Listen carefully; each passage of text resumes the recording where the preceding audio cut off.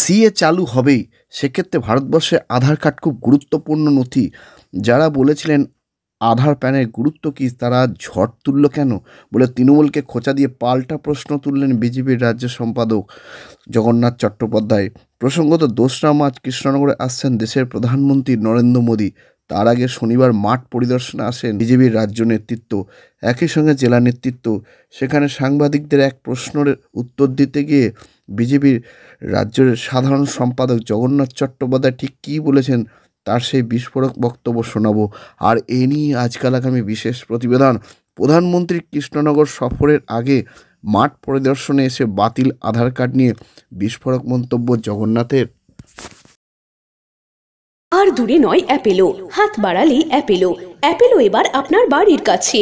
Brain, nerve, kidney সহ শরীরের বিভিন্ন জটিল রোগে চেন্নাইয়ের নামী চিকিৎসকরা বসছেন কৃষ্ণনগরের পাত্র বাজারের অ্যাপেলো ইনফরমেশন সেন্টারে।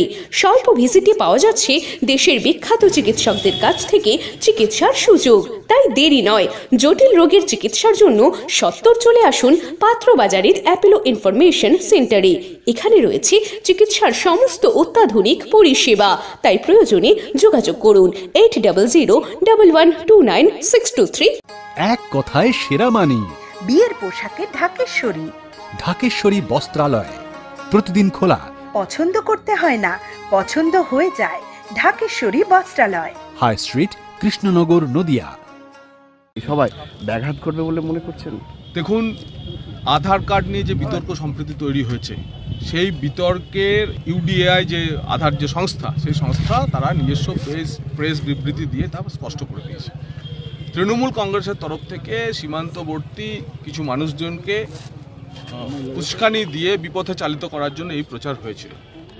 আসল ঘটনা যেটা হচ্ছে যে বিভিন্ন সময়তে আধার কার্ডের জেনুইননেস দেখার জন্য আধার কার্ড সঠিক কি সঠিক নয়, ঠিকানার সঙ্গে মিলিয়ে দেখা, পাসপোর্টের সঙ্গে মিলিয়ে দেখা ইত্যাদির কাজ ইউডিএআই করে। সেই প্রক্রিয়াতে এবারও পশ্চিমবঙ্গের বেশ কিছু আধার কার্ড এমন দেখা গেছিল যা হচ্ছে যার বিভিন্ন বিষয় মিল ছিল না, অমিল ছিল।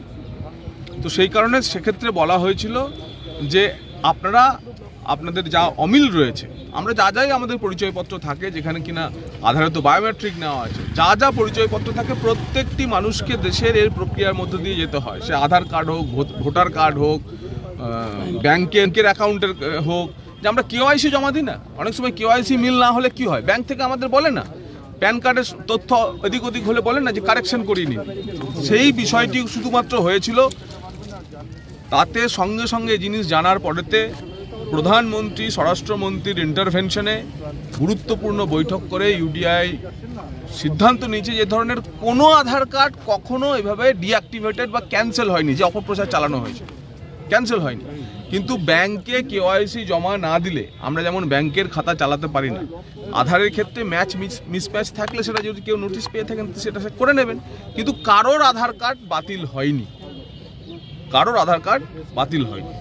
আরও একটা বিষয় জানবেন যে আপনারা যদি ওই নোটিশগুলি দেখে থাকেন, আরও স্পষ্টীকরণ দিচ্ছে, নিয়ে আপনারা বিতর্ক করবেন না, আপনাদের বোঝার জন্য আরও বলছি। দেখবেন যে আধার আইনের 28 ধারায় ওই নোটিশগুলি করা হয়েছে। 28 ধারা কি? 28 ধারা হয়েছে মূলত আমরা আধার হচ্ছে একটি পরিচয়পত্র মাত্র। তো আধার কার্ড নিয়ে কোনো বিদেশিও এদেশে এলে সে হচ্ছে আধার কার্ড বানাতে পারে। তো 28 ধারা হচ্ছে বিদেশি ফরেনার্স আধার যারা তাদের জন্য। তো কেউ কোনো বিদেশি, ধরুন বিদেশি পাসপোর্ট হোল্ডার, সে যদি এদেশে এসে আধার কার্ড করিয়ে থাকে, তো তার যদি ভিসার মেয়াদ শেষ হয়ে যায়, ভিসার মেয়াদ শেষ হয়ে যাওয়ার পরেতে তার আধার কার্ডটিও তখন আর অ্যাক্টিভেটেড থাকে না।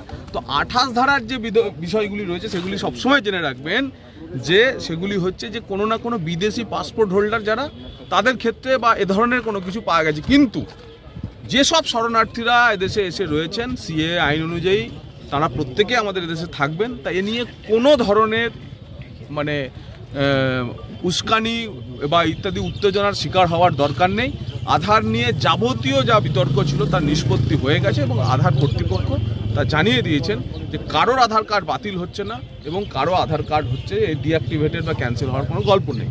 কিন্তু আমরা প্রশ্ন করতে চাই, সেটা হচ্ছে যারা বলছিলেন এতদিন পর্যন্ত, যে দল বলছিল, যে দলের নেত্রী বলছিল যে আধার, ভোটার, প্যান এসব কিচ্ছু লাগবে না, তোমরা তো সবাই নাগরিক, বলছিলেন কি না? তোমরা তো সবাই নাগরিক, এখানে চাকরি করছো, এখানে ভোট দিচ্ছ, কিসের নাগরিকত্ব চাই? তাহলে আধার কার্ড বাতিল হয়, তারা এত ঝড় তুললো কেন? তাহলে আধার কার্ডের গুরুত্ব আছে, ভোটার কার্ডের গুরুত্ব আছে, তাহলে প্যান কার্ডের গুরুত্ব আছে।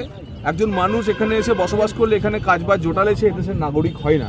এখানে এসছে সিএ এর গুরুত্ব, এবং প্রধানমন্ত্রীজি এবং আমাদের কেন্দ্রীয় স্বরাষ্ট্রমন্ত্রী বলেছেন যে সিএ পশ্চিমবঙ্গে সহ সারা ভারতবর্ষে চালু হবেই। এবং যারা এতদিন আধারকে বলছিলেন যে আধারের কোনো গুরুত্ব নেই, তারা এই বিতর্ক তৈরি করে প্রমাণ করে দিয়েছেন যে আধার ভারতবর্ষে ভারতবাসীর একটি অন্যতম গুরুত্বপূর্ণ নথি, আধার বিনা চলে না।